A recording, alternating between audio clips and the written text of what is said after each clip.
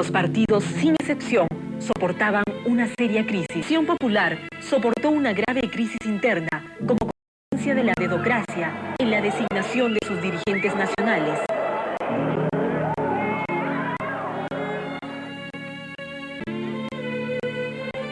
Con frecuencia, el pueblo ha sido oprimido, su voz no ha sido escuchada y sus ideales se frustraron. Entonces, echó mano a la violencia.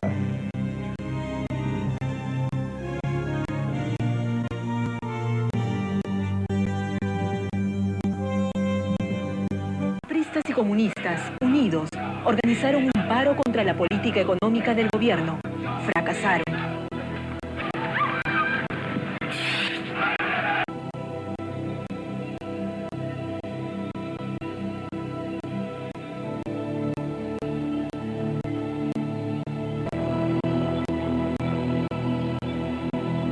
La voz del pueblo rompe las barreras y exige que le escuchen. A lo largo de 20 meses, desarrolló dentro y fuera del país una extraordinaria actividad. El restablecimiento del crédito externo del Perú se hizo a través de un trabajo personal, lento, difícil y cuidadosamente planeado.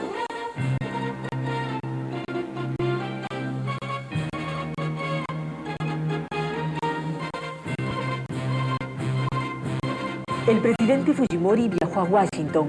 Fue huésped del presidente Bush, quien elogió públicamente la política y la labor del presidente peruano. Ante el Banco Interamericano de Desarrollo. Al concluir el año 90, el programa económico del gobierno, no obstante su dureza, fue aprobado por el 65% de la población. La inflación, que el APRA dejó en 100% mensual, se había reducido a 23.7% en diciembre.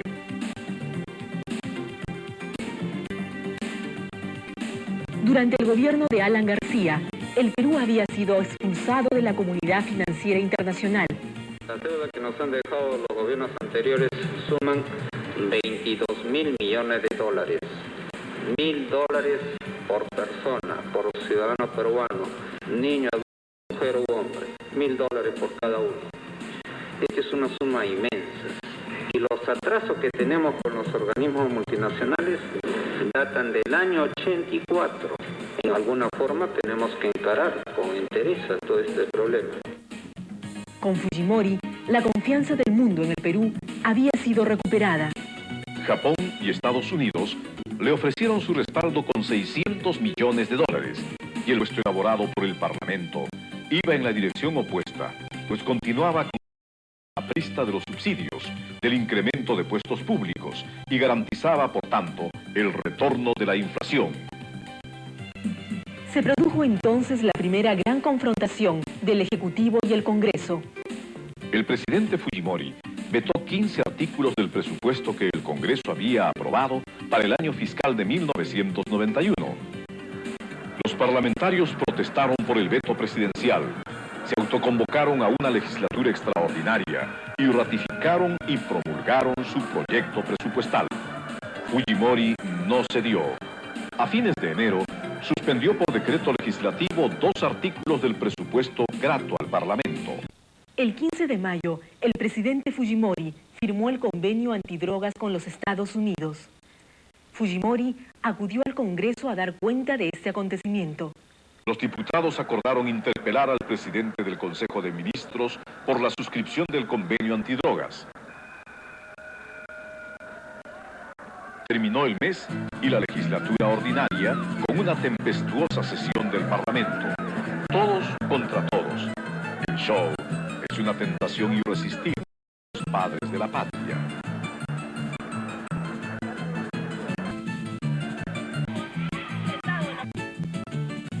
El Perú ha cambiado y quizá les falte a quienes no se dan cuenta de ello tiempo, distancia para lograr la objetividad necesaria. El pueblo no se emociona con los trasnochados discursos del falso socialismo. Fujimori respondió observando las leyes que derogaban sus derechos. Esta fue una confrontación que demostró que el Parlamento estaba decidido a obligar al presidente Fujimori a abandonar el programa económico que había permitido derrotar a la inflación. Los señores parlamentarios se quieren aumentar el sueldo, que lo hagan si quieren, pero el día en que tenga cómo va a afrontarse ese gasto. El asunto es simple. Si no hay un ingreso mayor, no puede haber un gasto mayor. El presupuesto tiene que ser equilibrado. Y creo que el Congreso le debe una clara explicación de por qué quiere dejar sin sanción a las personas que lavan dólares del narcotráfico. ¿Cuál es la razón de esa derogatoria? No lo sabemos. O habrá lobby también entre los lavadores de narcodólares. Si un funcionario se retira como gerente, jubilándose como gerente, por el resto de su vida va a ganar el sueldo del gerente que está en actividad. Esto es un enorme gasto, una enorme carga para el Estado. Imagínese la capacidad de fiscalización que podría tener la Superintendencia de Banca y Seguro en un banco pues donde hay varios diputados y senadores, cuando el superintendente a su vez depende de estos parlamentarios.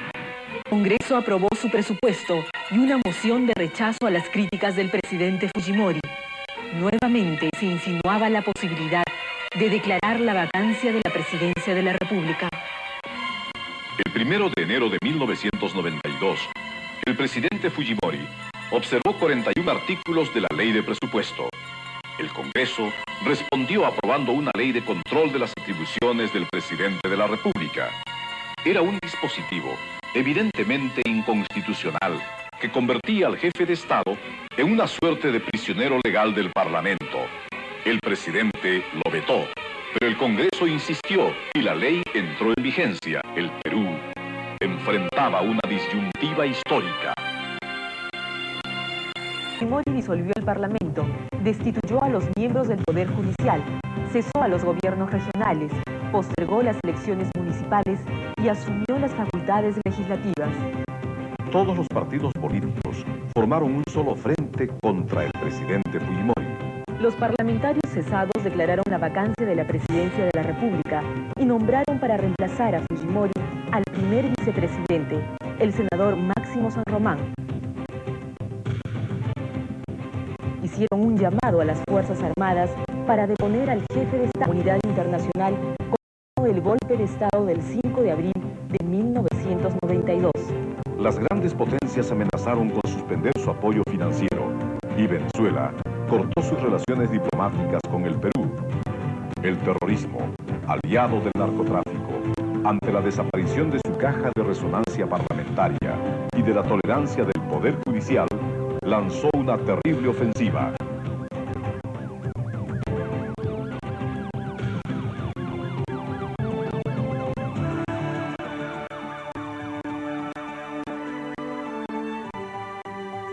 Sociales y económicos, y la Fuerza Armada, cuyo jefe supremo es Fujimori, le reiteraron su respaldo. Guerra contra la crisis económica, guerra contra el narcotráfico y su aliado el terrorismo, guerra contra la corrupción. ¿Se negaría a algún pueblo del mundo, en circunstancias similares, la posibilidad de que su Estado asuma facultades extraordinarias para defender su existencia e integridad?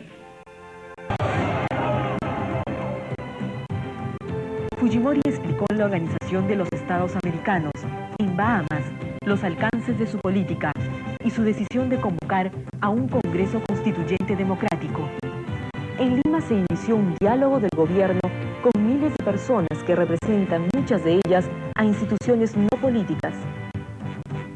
Por primera vez opinaron, sin intermediarios ni limitaciones, sobre la conducción del Estado. El gobierno y los representantes de los partidos intentaron un diálogo.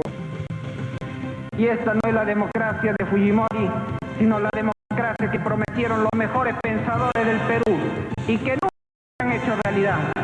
Sin marcha atrás de cara al futuro, vamos a ir construyendo esa democracia.